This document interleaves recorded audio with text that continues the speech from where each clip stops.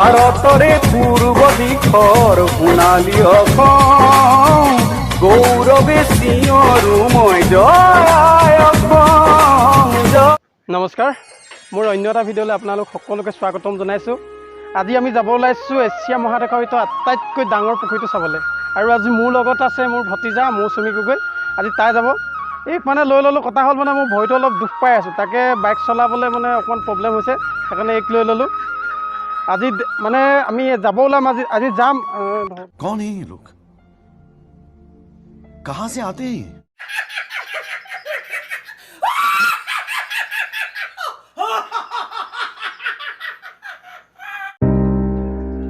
আজি এছিয়া মহাদেশৰ ভিতৰত আটাইতকৈ ডাঙৰ পুখুৰীটো, লগতে আহোমৰ কিছুমান কলা ইতিহাস জড়িত আছে, আমি সকলো দেখুৱাম।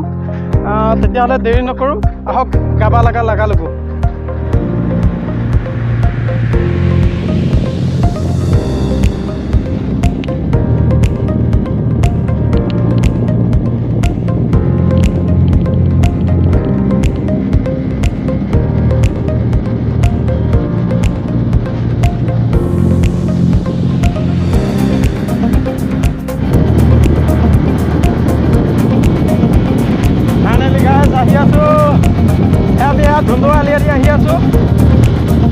ইয়াৰ পৰা আৰু আমি যাব লাগিব 15-20 কিলোমিটাৰমান, তাৰপিছতে গৈ মেলি আমি গন্তব্যস্থানত উপনীত হ'ম। ত' গাইজ আমাৰ লাহে চলা, ইমান স্পীডত নচলাবি।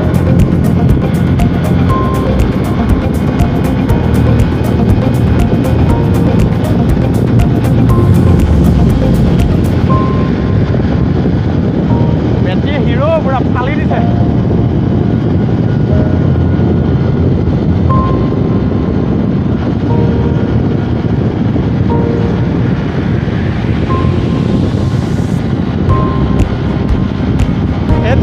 ইতিহাস প্ৰসিদ্ধ ধুন্দৰ আলি। এইটো স্বৰ্গদেউ গদাধৰ সিংহই ধূতসকলক লৈ মানি বনাইছিলে। এইটো পিছত মই পৰৱৰ্তী সময়ত মই এইটোৰ ওপৰত ভিডিঅ' বনাম বাৰু। এতিয়া সময় নহ'বগৈ চাগে এইটোৰ ওপৰত ভিডিঅ' বনাবলৈ, তাতে নৰখো, দেৰিও হৈছে, বহুত সময় হৈ গ'ল। আহক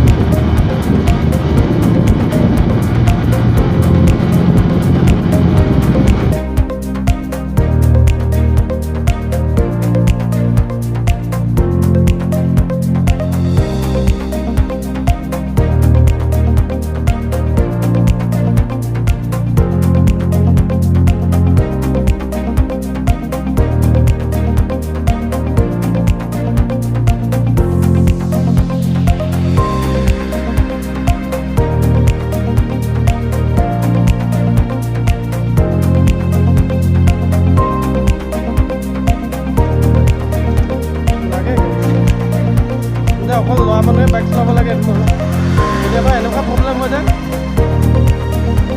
ক'ৰবাত ফচিলে এইকে কেতিয়াবা বাইকখন মানে লৈ পেলাই তেলটো নাইকিয়া হ'লে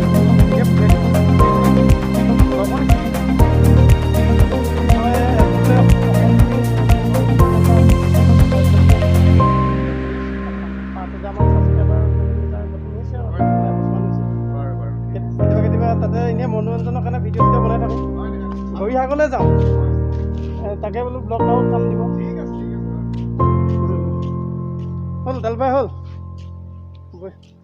ফাইনেলি গাইজ তেলটো ভৰাই ল'লোঁ গাড়ীত।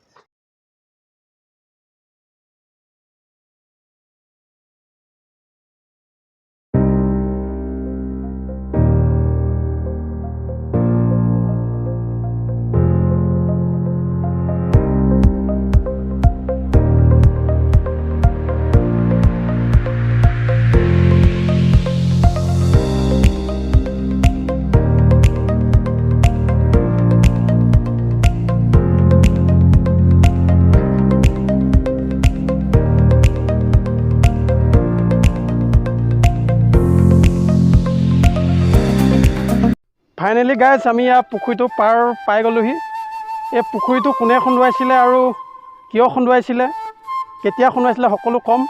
এই পুখুৰীটো স্বৰ্গদেউ শিৱসিংহ পত্নী ফুলেশ্বৰী বৰকুঁৱৰীয়ে 1645 চকৰ ফাগুন মাহৰ 5 দিন যাওঁতে চন্দ্ৰবাৰে অৰ্থাৎ সোমবাৰে এই পুখুৰীটো খুন্দুৱাবলৈ আৰম্ভ কৰে।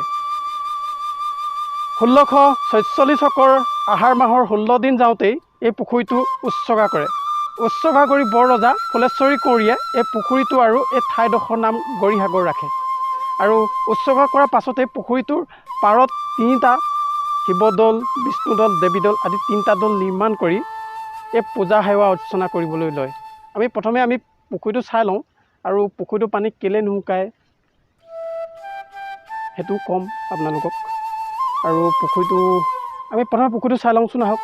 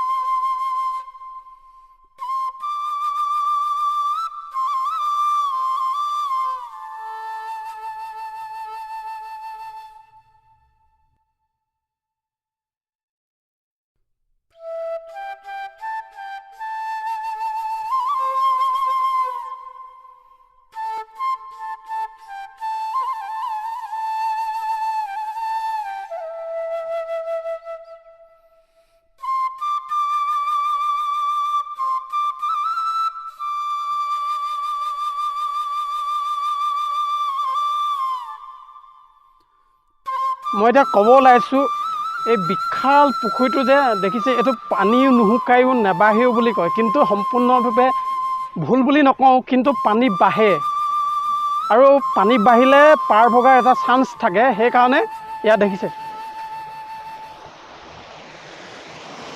এটা মানে দলং এটা আকৃতিত বনাই মানে তলেদি পানীটো পঠিয়াই দিছে। এই পুখুৰীটোৰ পৰা পানী এইফালেদি আউট হৈ গৈ আছে। চাওক মানে পুখুৰীটো যিমানটো পানী ধৰিব লাগে থাকিব লাগে সেইটো পানীহে ৰাখে।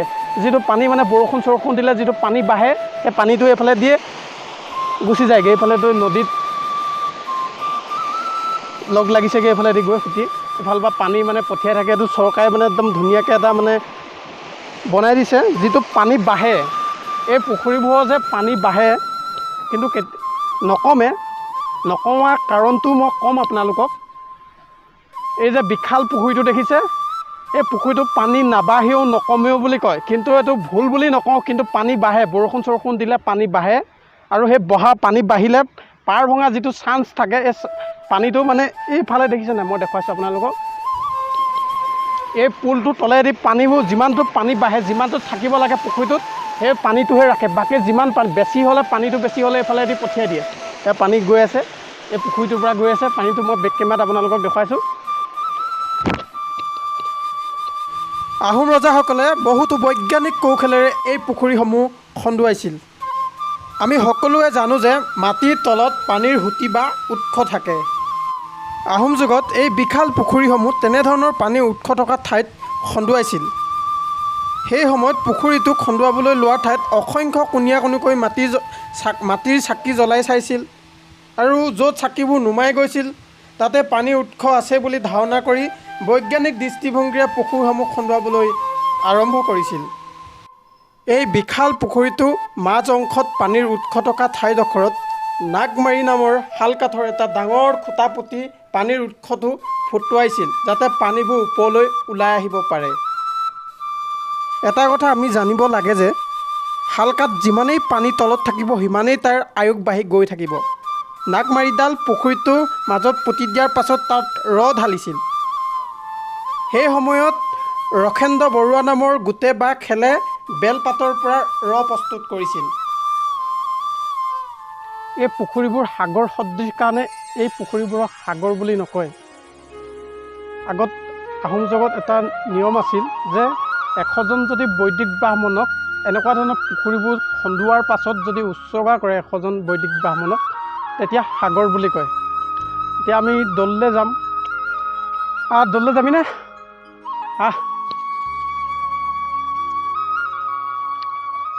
দৌলত সোমামগৈ অলপ সময়। অলপ গৰমো উঠিছে দেখিছে নাই, একদম মানে ঘামি জামি একদম অৱস্থা নাই আৰু মানে, তথাপিও মানে কষ্ট কৰি ওলাই আহিলোঁ। এই আছে বলক, এই দল দুটা সোমাম ন? কি হ'ল, লাজ লাগিছে নি? কেনেকুৱা লাগিছে? গৰম উঠিছে নাই? গৰম উঠিছে? মজা, গৰম উঠিব লাগে কেতিয়াবা কেতিয়াবা।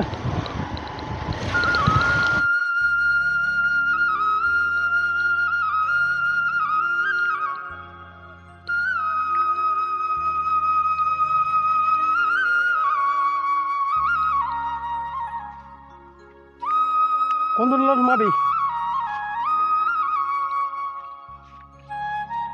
বল সেয়ালৈকে বল যাওঁ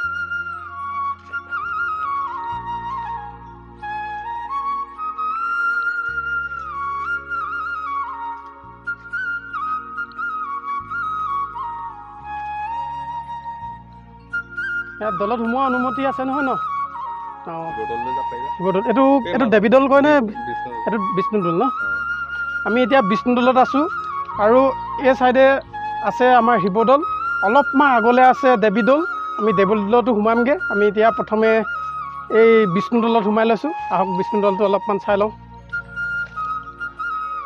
ইয়াত দৌলৰ যিটো দেৱালয়ত বহুত মানে দেৱতাসকলৰ মূৰ্তি ইয়াত অংকন কৰি থোৱা আছে ইয়াৰ মূৰ্তি কিমান ধুনীয়া ধুনীয়াকৈ বনাইছে মানে বৰ ধুনীয়া আহোম যুগৰ এটা চৌক কিমান ধুনীয়া ধুনীয়াকৈ মূৰ্তিবোৰ মানে ৱালত অংকন কৰি থৈছে মানে একদম মনোৰঞ্জন চাই থাকোঁ এনেকুৱা এটা পৰিৱেশ এতিয়া ঘৰলৈ যাবলৈকে মন নাযায় ইমান গৰম ভোকো লাগিছে তথাপিও মানে যাব মনেই যোৱা নাই কিবা এটা ইমান সেউজীয়া পৰিৱেশ মানে সেউজীয়া চৌক একদম হাৰিয়ালি বুলি যে কয় ঘাঁহ বন মানে যাব মন যোৱা নাই ইমান ধুনীয়া মানে বহুত দিনৰ মূৰত ওলাই আহিলোঁ যে কিবা এটা একদম ভাল লাগিছে আৰু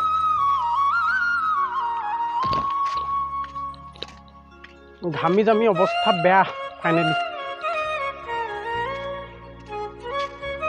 এইটো হৈছে বিষ্ণুদৌল আৰু ভিতৰত সোমাব পৰা কিন্তু ভিতৰত যাব নোৱাৰি চাগে তলা মাৰি থৈছে প্ৰতিধ্বনি হৈছে শুনিছে নাই hello' check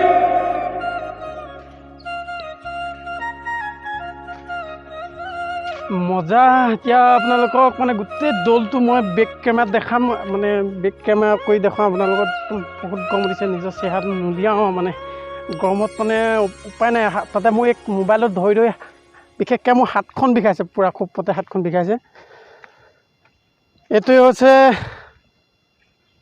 Vishnudol finally guys আমি বিষ্ণুদৌলত ঐ তই ক'লে গ'লিগৈ ঐ ছোৱালী অঁ ঐ ধন আৰে তাই ক'লে গ'লগৈ পটককেনে ঐ ক'লে গৈছিলিগৈ বিচাৰি ফুৰিছোঁ তোক ফটো মাৰিছিল নেকি ব'ল এবাৰ হেৰিলৈ যাওঁ বৈ শিৱ মন্দিৰ চাওঁগৈ ফটো চটো মাৰিলি ন কেলৈ ইয়াতে ওলাই দে ভিডিঅ'তে তুমি স্ক্ৰীনশ্বট এটা মাৰি পঠিয়াই দিম ফাইনেলি গাইজ এইটো এটা শিৱদৌল পালোহি নতুন এটা দৌল শিৱদৌল এই শিৱদৌলটো বৰৰজা ফুলেশ্বৰী কোঁৱৰীয়ে নিৰ্মাণ কৰাইছিল 1646 যেতিয়া মানে এছিয়া মহাদেশৰ ভিতৰত আটাইতকৈ ডাঙৰ পুখুৰীটো খন্দোৱাৰ পাছতেই এই তিনিওটা দৌল নিৰ্মাণ কৰাইছিল একেলগে পূজা দেৱতাসকলক পূজা অৰ্চনা কৰিবৰ বাবে আমি য'ত সোমাইছিলোঁ সেইটো আছিল বিষ্ণুদৌল এতিয়া আমি সোমাইছোঁ শিৱদৌলত এতিয়া শিৱদৌলটো চাই লওক তাৰপিছতে যাম আমি দেৱীদৌল শিৱদৌল কিমান এটা ধুনীয়া এটা পৰিৱেশ মানে কিবা ইমান ধুনীয়া পৰিৱেশ চাই থাকোঁ গতে লাগে আহক মই দৌলটো আপোনালোকক মই বেক কেমেৰাত কৰি দেখাইছোঁ এইবাৰ